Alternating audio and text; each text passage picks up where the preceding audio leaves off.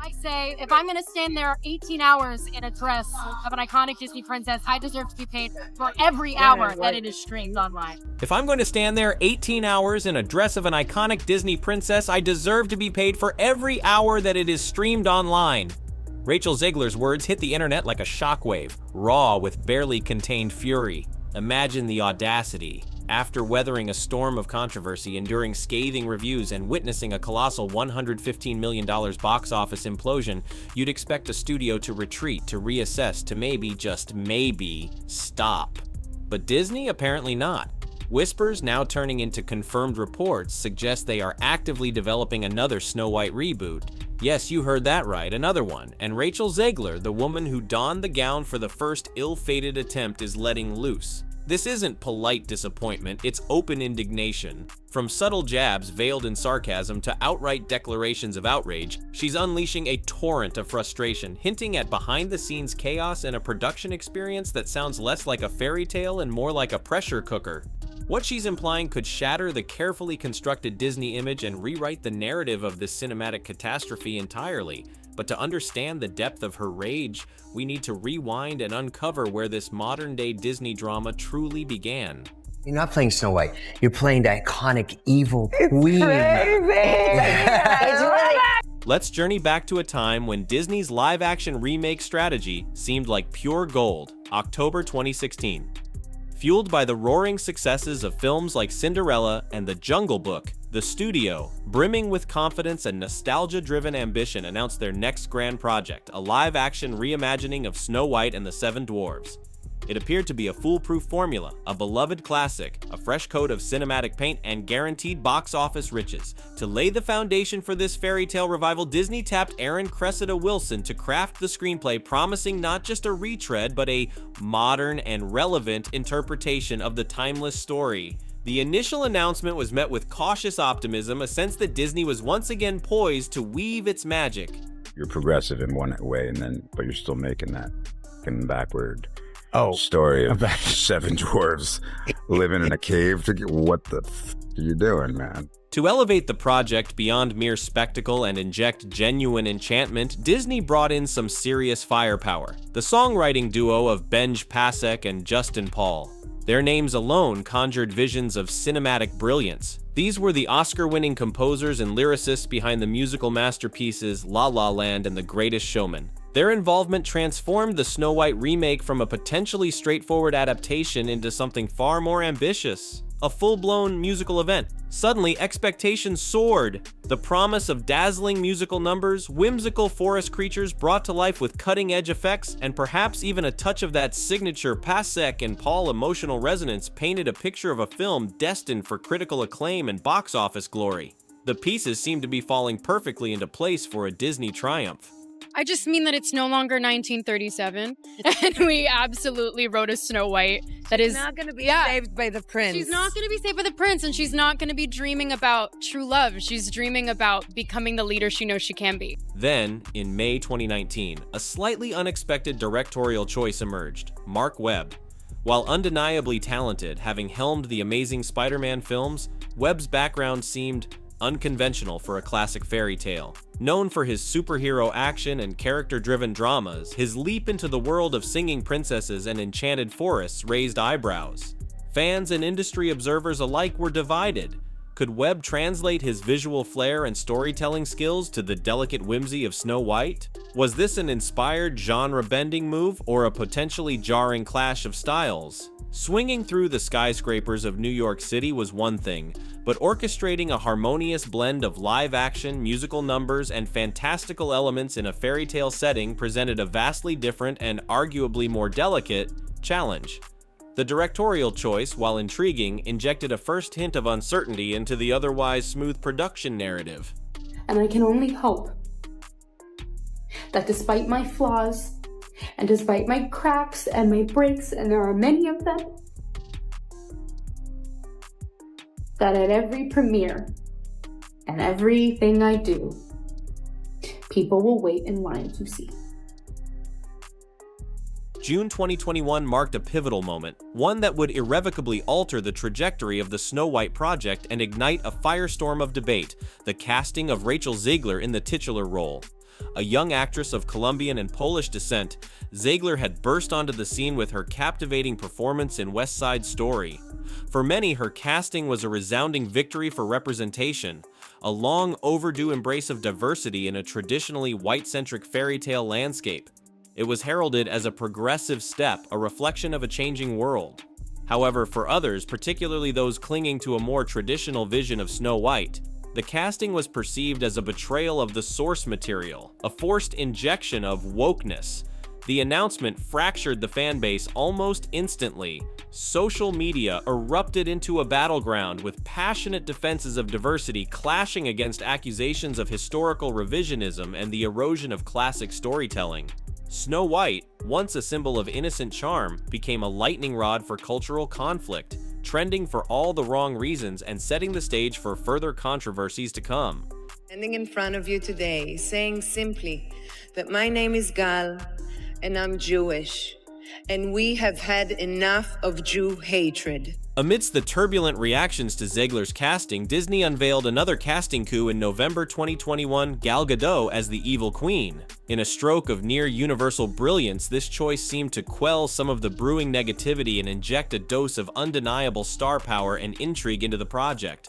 Gadot, globally recognized as Wonder Woman, possessed both the regal bearing and the dramatic intensity to embody the iconic villain.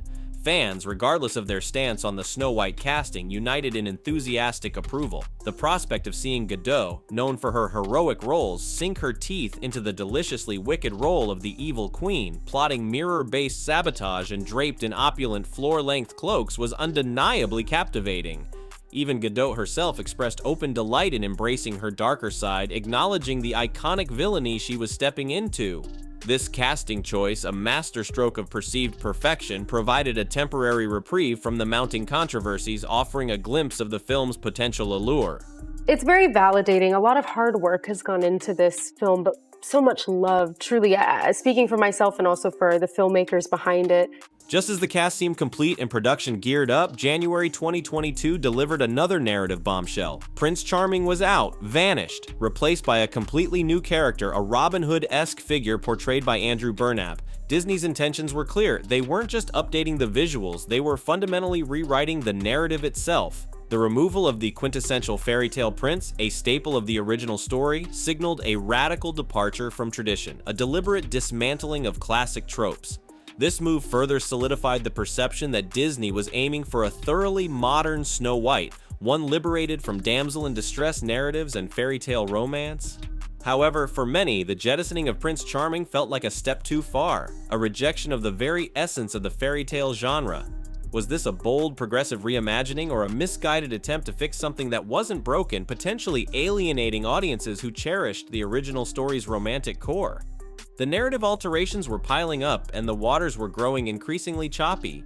Yeah, congratulations, you're going to be on Lilo & Stitch. How did you feel when you first found out? I was speechless. I was very excited too. I was a mix of that. Speechless, excited. As the cast and crew prepared to bring this revised fairy tale to life, a literal disaster struck in March 2022. A fire erupted on set, causing significant damage and forcing an immediate halt to production. While thankfully no one was injured, the incident felt deeply symbolic, an ominous portent for a project already engulfed in metaphorical flames of controversy. The on-set fire, a tangible setback, seemed to mirror the escalating creative and public relations challenges plaguing the Snow White remake. Production delays added another layer of complexity to an already intricate and fraught undertaking. Was this fire simply an unfortunate accident or a manifestation of deeper underlying issues simmering beneath the surface of the production? The incident served as a stark reminder of the fragility of even the most ambitious cinematic endeavors and the growing sense that this Snow White was facing more than just typical Hollywood hurdles. They're remaking the movie, they just got rid of the dwarfs, okay? Okay, but what do they call them? Why would they get rid of the dwarves, though? Magical creatures. But they have one token dwarf amongst these magical creatures. Filming eventually resumed, limping towards completion in July 2022. Months of work, millions of dollars, and countless creative decisions culminated in a first cut, ready for the crucial stage of test screenings. This was Disney's opportunity to gauge audience reaction, to identify areas of strength and weakness, and to fine-tune the film before its grand release. However, the feedback from these early screenings was far from enchanting. Reports began to surface of lukewarm, even negative audience responses. The magic wasn't translating. The fairy tale wasn't captivating. Instead of singing praises, test audiences expressed confusion, disappointment, and a general lack of enthusiasm. These early warning signs were flashing red, indicating fundamental problems with the film's tone, narrative, or overall execution. Disney, armed with this potentially devastating feedback, faced a critical choice: ignore the alarms and proceed as planned, or embark on a desperate salvage operation. They chose the latter, scheduling extensive reshoots for June 2024, a frantic attempt to resuscitate a project that appeared to be critically ill. The studio had been alerted to the impending disaster, but could they truly rewrite the story in time? Peter Dinklage comes into this as when Rachel Zegler was cast, he laughed at Disney saying it's fake progressivism. The reason being that Peter Dinklage, who does have achondroplasia, finds the depiction of the Seven Dwarfs very offensive. Then, adding fuel to the already raging fire, came a significant ethical and representation controversy. Peter Dinklage, a prominent actor with dwarfism and a powerful voice in advocating for respectful portrayal of little people in media, publicly and forcefully criticized the film. His remarks weren't just about casting, they targeted the very premise of the Seven Dwarfs, labeling it backward and questioning Disney's progressive credentials. You're progressive in one way, and then you're still making that ******ing backward story about seven dwarves living in a cave? Dinklage's blunt condemnation reverberated throughout the industry and amplified existing concerns about representation in Hollywood. His words forced Disney into an uncomfortable spotlight, challenging their claims of inclusivity and highlighting the potential harm in perpetuating outdated stereotypes even within a fairy tale context. Dinklage's intervention wasn't just a critique, it was a cultural reckoning demanding a fundamental rethinking of how stories featuring little people are told. Disney, caught completely off guard by this powerful and public denouncement, was once again forced to scramble for damage control. Literally no offense to anything. They were very proud to cast a Latino actress as Snow White. It makes no sense to me. You're progressive in one way, but you're still making that backward story of seven dwarves living in a cave. What the are you doing, man? Disney's response to the Dinklage controversy was swift, but ultimately clumsy and ineffective. In a bid to address the criticism, they announced a radical reimagining of the seven dwarves. They would no longer be dwarves at all, but rather magical creatures. Furthermore, to further distance themselves from traditional depictions, these creatures would be CGI enhanced, rendered in a way that ostensibly avoided any resemblance to little people. This attempt at damage control, however, backfired spectacularly.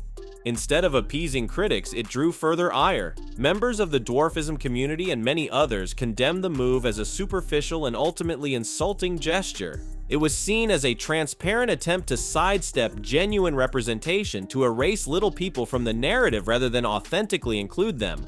The magical creature solution felt like a desperate and ill-conceived attempt to appease one set of critics while simultaneously alienating others. It highlighted a fundamental disconnect between Disney's perceived progressive intentions and the actual impact of their creative choices. The attempt to fix the dwarfism issue only seemed to dig the hole deeper, adding another layer of controversy to the already troubled production.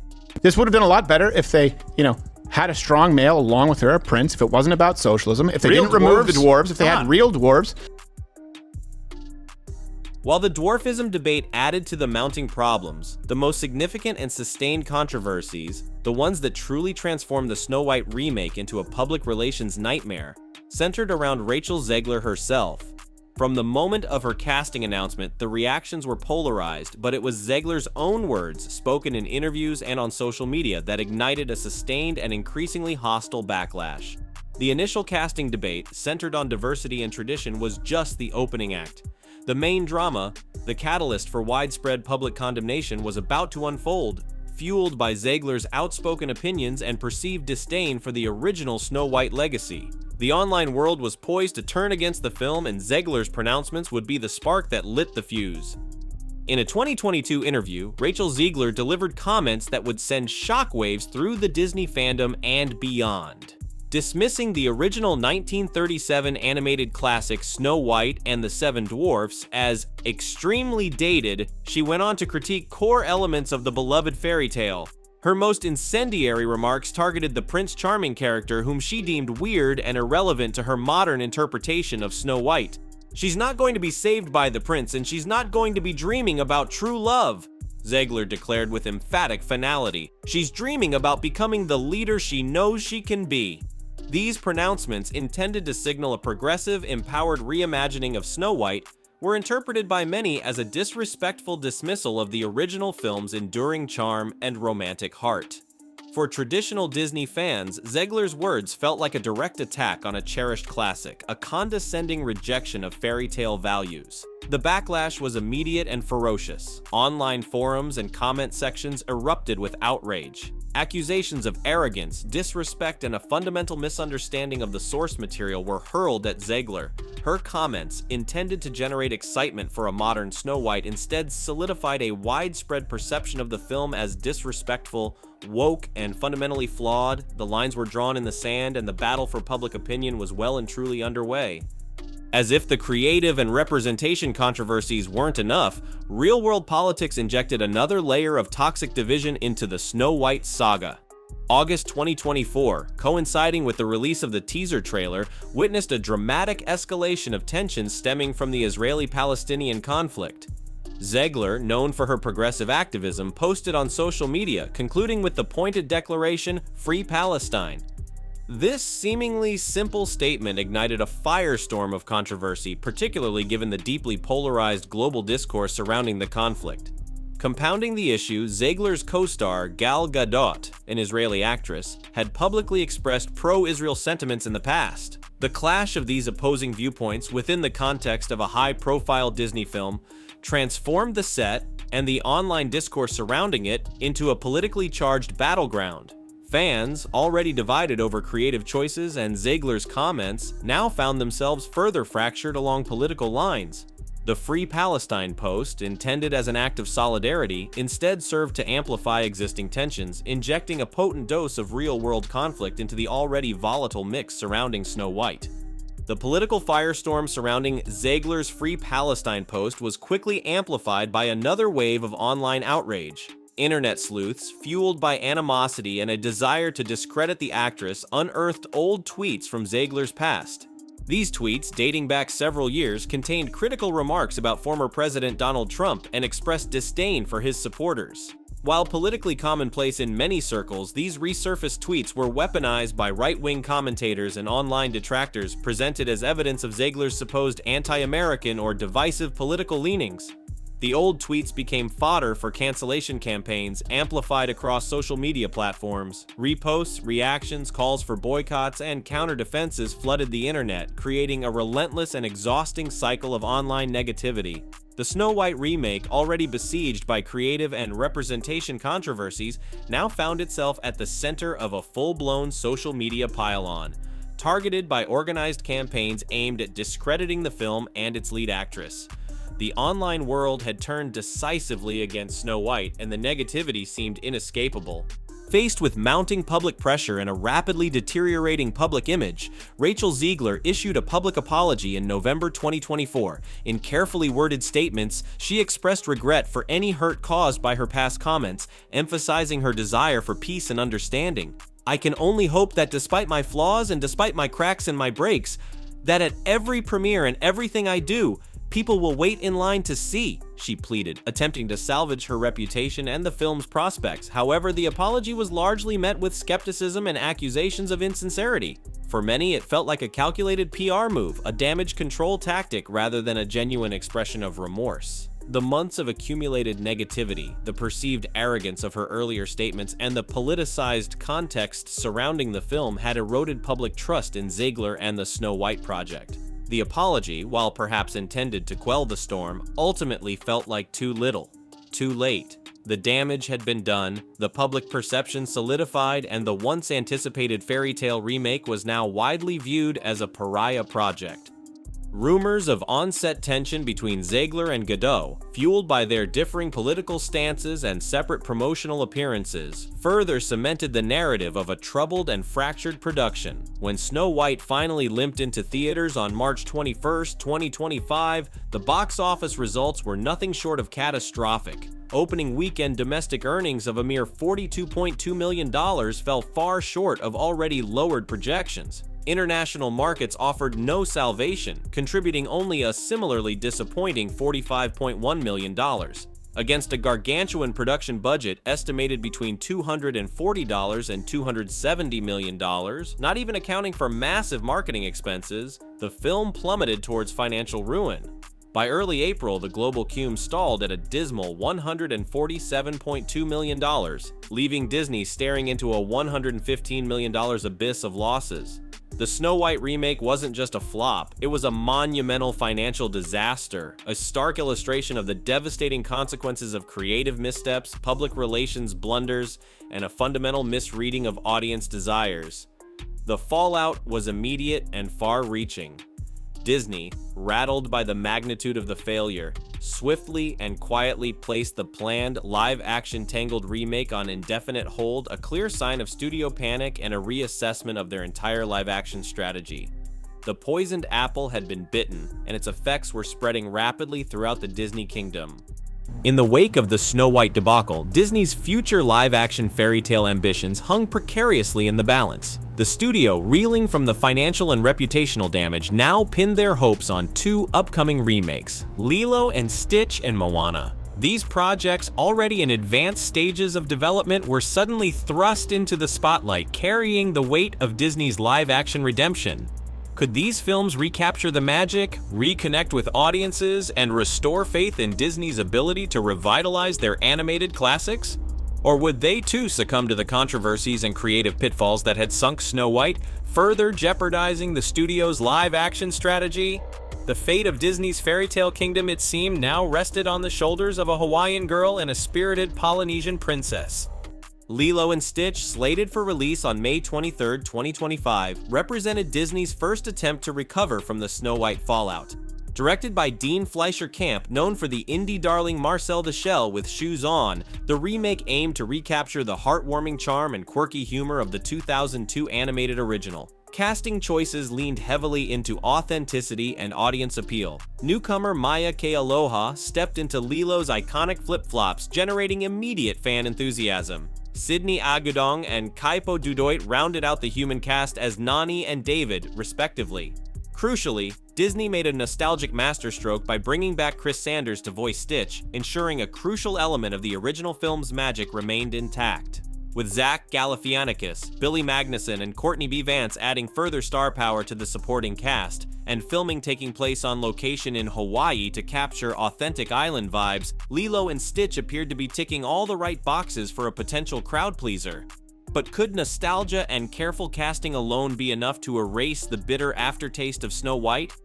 Following in Lilo and Stitch's wake, Moana, scheduled for release on July 10, 2026, presented another crucial test for Disney's live-action revival strategy. Directed by Thomas Kail of Hamilton fame, the Moana remake doubled down on cultural authenticity, casting Samoan actress Catherine Lagaaya as Moana, a move widely praised for its commitment to representation. Adding further star wattage and Polynesian heritage, Dwayne "The Rock" Johnson reprised his voice role as Maui, a casting decision that generated significant excitement. Crucially, Lin-Manuel Miranda, the musical genius behind the original Moana soundtrack, returned to contribute his musical magic to the live-action adaptation, promising to recapture the film's beloved songs and culturally rich score. Filming commenced in Hawaii and Atlanta, with Disney emphasizing a commitment to cultural sensitivity and respectful representation of Polynesian traditions. Moana, with its focus on authenticity, star power, and proven musical success, appeared to be a strong contender for box office redemption. But could it truly live up to the magic of the animated original, and more importantly, could it overcome the lingering shadow of Snow White's disastrous legacy? As Disney braced itself for the releases of Lilo and Stitch and Moana, the overarching question remained: could these remakes genuinely recapture the enchantment of their animated predecessors and, more crucially, restore audience faith in Disney's live-action fairy tale formula? Could they wash away the bitter taste of the Snow White debacle and usher in a new era of successful adaptations? Or had the poisoned apple of controversy and creative missteps already been bitten too deeply, leaving Disney's once unshakable fairy tale kingdom teetering on the brink of collapse? The answers and the future of Disney's live-action ambitions would ultimately be determined by box office numbers, critical reception, and the enduring power of cinematic magic or its potential absence. The fairy tale, it seemed, was far from over, but its next chapter remained shrouded in uncertainty.